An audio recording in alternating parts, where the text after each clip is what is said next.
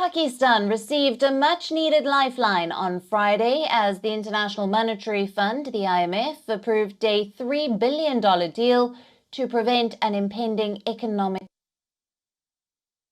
grappling with a severe balance of payments crisis and depleting foreign reserves, pushing it dangerously close to default.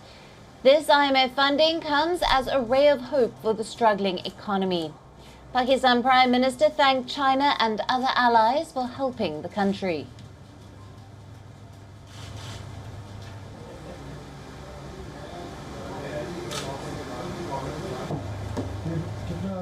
तकरीबन $5 अरब China ने पाकिस्तान के state to state जो कर्जे वो तो roll over हो जाते हैं, उसमें तो कोई इशू नहीं है।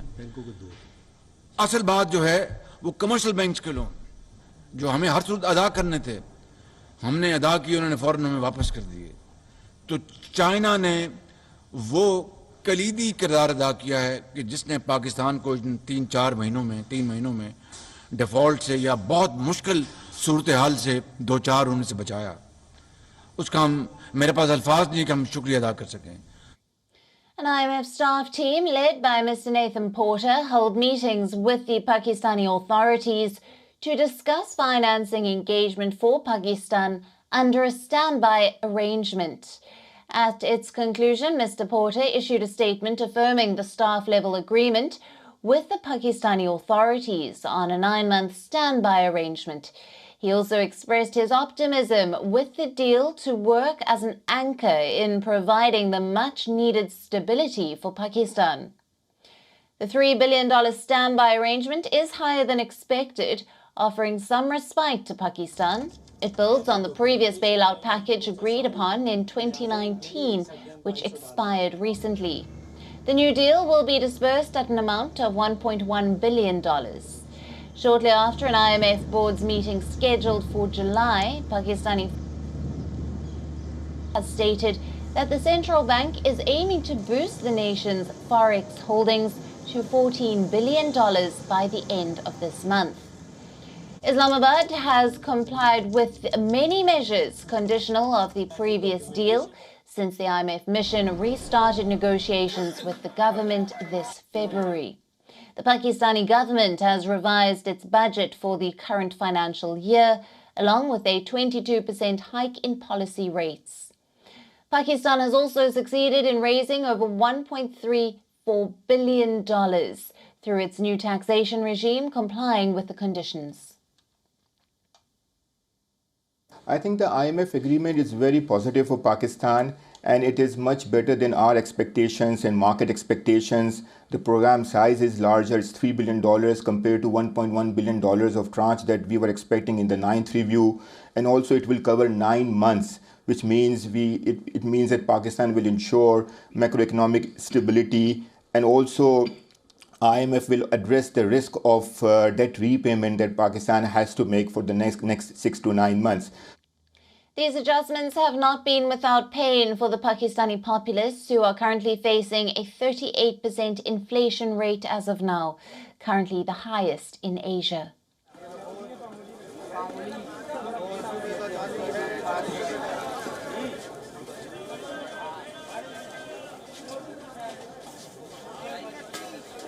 पाकिस्तान की माशी जो अपना मुआहदा हुआ है IMF से, इससे जो है मुल्क के अंदर महंगाई बढ़ेगी और बेरोजगारी की ये शरह वो बढ़ेगी। उसकी वजह सबसे बड़ी ये है कि क्योंकि ये पेट्रोल महंगा होगा तो ट्रांसपोर्टेशन महंगी होगी, जिसकी वजह से ये पेट्रोल महंगा होगा या बिजली महंगी होगी तो चीज़ों की कॉस्ट जो है वो डबल हो जाएगी। जब डबल होगी तो उससे क्या है कि लोगों की खरीदो फरोख्त नहीं होगी, और जिससे जो है सबसे ज़्यादा ये प्रॉब्लम क्रिएट होगा वो महंगाई पर होगा और आम आदमी पर होगा। Now, for more on this, we are being joined live by Zia Bunde. She is a development economist based out of Islamabad. Thank you for being with us on this show. Now, 11th hour respite for Pakistan. The $3 billion standby arrangement is higher than expected. How much will this help Pakistan in stabilizing their ailing economy? Thank you for inviting me. And let me start with this, that when we are talking about this standby arrangement, it is a standby arrangement, and it is very much evident from the word, from the term. It reflects that our extended finance facility, which was a medium-term facility, is effectively dead. We are no more into that. And we are now for the standby, which is a short-term arrangement by IMF, and which is definitely linked on the same parameters, on the same conditionalities, which they were pursuing us to follow in EEF, which is Extended Finance Facility. So we are doing the same thing. And you are talking about the respite. Obviously, it's a respite for Pakistan because we've been trying it for many months in order to get that ninth review done. It was not done. And now we have on the very 11th of an hour, this arrangement. Now, the question is this, that what is next? What is going to be impact on the society and on the economy? That is $1 million question. So the point is this, that if you have the same political economy, where you have a very narrow tax base, where your exports are not growing, so what is the plan you have in order to, meet not only the demands of IMF, and even to grow your economy in the interim, so that you should be out of this pit? Unfortunately, I'm not looking into very optimistic on that end. Right. Now, Zia, the central bank is aiming to boost the nation's forex holdings to $14 billion by the end of this month. How exactly are they planning on doing that? Look, these are assumptions when we are talking about that.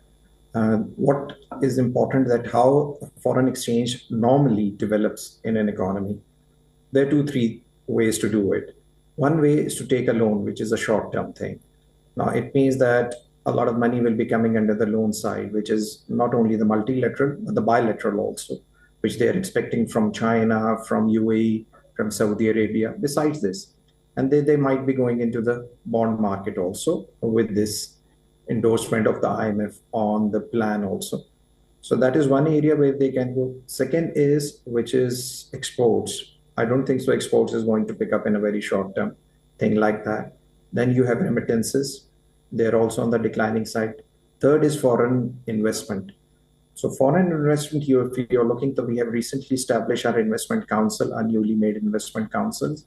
And we are basically putting these state assets on the block, that if we can generate some money from basically giving these airports and seaports to our investors from the GCC side, so that they can have some money coming into the kitty of the Pakistani government. Right. And finally, Pakistan had to comply with a long list of conditions to take us through some of the impacts that this could have on Pakistan. Look, as I have told you, that the political economy is not changing. Economy is a going concern. Economy is not a transactional sort of a thing. It means that you have a lot of people and a lot of, players in the economy, which on the aggregate, if they are doing good, then the economy is going to go forward. Now, what we are looking at, that with these conditionalities, so what they are shifting the burden of the taxation, which is one thing. And second thing, the interest rate.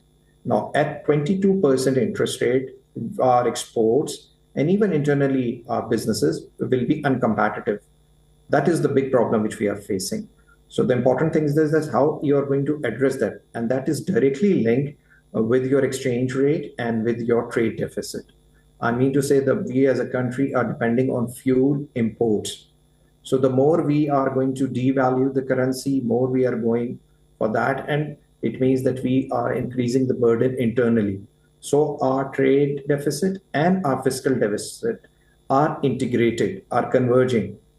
I'm not sure that how they are going to come out of this, but unfortunately, in the short term, I don't see a very creative sort of a thinking from the government side, or very bold sort of reforms which they are willing to take, because they are the same people. We have the same faces which are at the government level also, or in the finance ministry also. So we don't expect anything radical from these people, where they can take out the country from this problem, from this labyrinth which we are now stuck in. WION, now available in your country. Download the app now. Get all the news on the move.